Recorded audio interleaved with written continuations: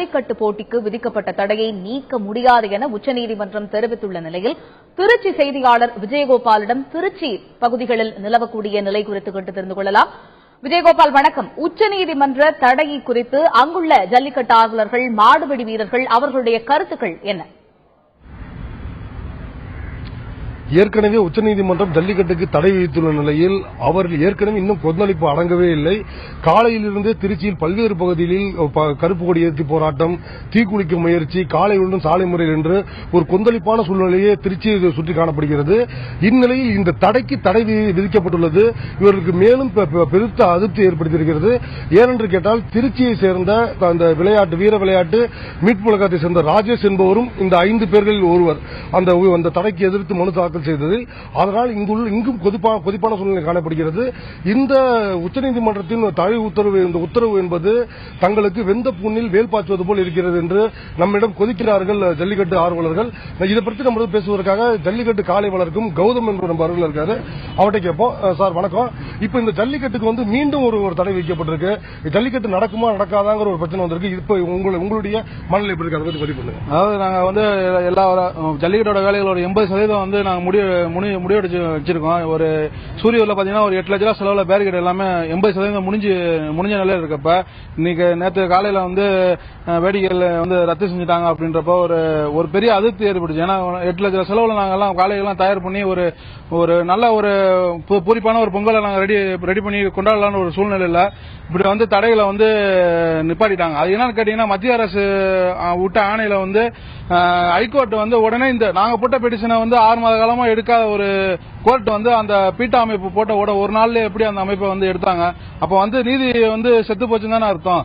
நாங்க இது தமிழர்கள்னு எடுத்துக்கிட்டீங்கன்னா தமிழர்கள் என்னைக்குமே மதிப்பு கொடுத்தது கிடையாது. ஈன தமிழர்கள் வன்கொடுமை பண்ணாங்க. அப்ப இந்த ஹைகோர்ட் எங்க போச்சு? இன்னைக்கு தமிழர் மீனவர்களை அங்கங்க கொண்டுகிட்டு இருக்காங்க. அதையும் அவங்களால கண்டுக்க முடியாது. தமிழர்களோட பாரம்பரியம் தமிழர்கள்னா ஹைகோர்ட்டுக்கு உங்களுக்கு ஒரு ஏழாம பச்சாங்களை கேட்க நாதி இல்லைன்றதுனால தமிழர்கள் நீங்க குறைச்சி பாக்குறீங்களா? தடையை மீறி நாங்க ஜல்லிக்கட்டு நடத்துவோம் அப்படின்ற ஒரு சூழ்நிலையில இருக்கிற இதுல தமிழக அரசை நம்பி இருக்க ஒரு சூழ்நிலையில நாளைக்கு ஒரு சேஞ்சஸ் எதுவும் தமிழக அரசு செய்யல அப்படின்னா நாளையில தமிழக தென் மாவட்டங்கள்ல மதுரை, திண்டுக்கல், திருச்சி எல்லாம் தடையை மீறி ஜல்லிக்கட்டு நடத்துவோம் சார். நாங்க அதாவது இவர்கள் மிகவும் கொந்தளிப்பான சூழ்நிலையில் இருக்கிறார்கள். இவர்கள் தடை இருந்தால் கூட இதை தாண்டியும் நாங்கள் ஜல்லிக்கட்டு நடத்துவோம் என்பதில் உறுதியாக இருக்கிறார்கள். இன்னும் இது குறித்து நம்ம பேசுவதற்காக மாடு வளர்க்கும் சிவா என்பவர் நம்ம அருகில் இருக்காரு. அவர்கிட்ட கேட்போம். இப்ப இந்த தடை உத்தரவு இருக்கு, இப்படி ஒரு பிரச்சனை இருக்கு. இதுல தமிழக அரசு அவசர சட்டம் பிறப்பிச்சா ஜல்லிக்கட்டு நடத்த வாய்ப்பு இருக்கதா கூட போறது. நீங்க இது என்ன எதிர்பார்க்கறீங்க? தமிழக அரசு என்ன செய்யணும்? இல்ல அவசர சட்டம் இப்ப பிஜேபி அவசர சட்டம் கொண்டு வந்தாங்க. அதை மறுபடியும் ஹைகோர்ட் ஸ்டே பண்ணாங்க, சுப்ரீம் கோர்ட் ஸ்டே பண்ணாங்க. இப்ப மறுபடியும் ஏடிஎம்கே அவசர சட்டம்னு கொண்டு நடத்தலான்றாங்க. மறுபடியும் அவங்க பீட்டா அமைப்பு அதை ஸ்டே பண்ணாங்கன்னா அது சரி இருக்காது. சட்டப்பூர்வமான என்ன முடிவோ அதை எங்களுக்கு எடுத்துறோம்னு நாங்க கேட்டுக்கிறோம். இல்ல இப்ப அந்த மாதிரி உங்களுக்கு நல்ல தீர்வு கிடைக்கலன்னா என்ன செய்யலாம் இருக்கீங்க? அடுத்த கட்டம் என்ன செய்யலாம் இருக்கீங்க? அடுத்த கட்டம் அங்க நாங்க தான் போராடி ஆகணும். அதாவது அவங்க கொடுத்தது எல்லாமே ஒரு 10 வருஷத்துக்கு முன்னாடி உள்ள டாக்குமெண்ட்ஸ் தான் கொடுத்துருக்காங்க. இப்ப உள்ளது எதுவுமே கொடுக்க கிடையாது. அவங்க இப்ப இந்த 4 வருஷத்தை எடுத்தீங்கன்னா ஒரு அசம்பாவிதங்களும் நடக்க கிடையாது, மாடுகளும் துன்புறுத்தப்பட கிடையாது. முன்னாடியும் துன்புறுத்தப்படல. ஆனா அவங்க கொடுத்தது எல்லாமே பொய்யான டாக்குமெண்ட்ஸ் தான். பீட்டா அமைப்பு கொடுத்ததும் ப்ளூ கிராஸ் கொடுத்ததும் எல்லாமே பொய்யான டாக்குமெண்ட்ஸ் தான். இதுதான் காரணம், வேற ஒன்றும் கிடையாது. அவங்க சட்ட நீதியா இப்ப அந்த 4 வருஷத்துல உள்ள ஜல்லிக்கட்டு இதை எடுத்து அவங்க ஜெயிச்சு காமிச்சாங்கன்னா அவங்க ஜெயிச்சு தான் நாங்க ஒத்துக்கலாம். அவங்களால எடுத்து செய்ய முடியாது. இதுவே ஒரு 50 வருஷத்துக்கு எடுத்து பாத்தீங்கன்னா ஊருக்கு திருவிழாவுக்கு தான் ஜல்லிக்கட்டை கோயில்ல மாட வைப்போம். நாங்க மாட வைப்போம்னா வீட்டுல ஊரே சேர்ந்து தான் வைப்போம். ஒரு வீட்டுக்கு வீடுல கோயில வச்சு மாட வைத்துருவோம். இப்ப அது போலதான் மறுபடி கண்டிஷன்லாம் வந்துருச்சு. இப்ப முன்னாடி இப்ப கவர்மெண்ட்டுக்கு போலீஸ் ஸ்டேஷன் அங்க இங்க கலெக்டர் எல்லாமே வச்சு அவங்க தலைமையில வேடிக்கை நடந்துச்சு.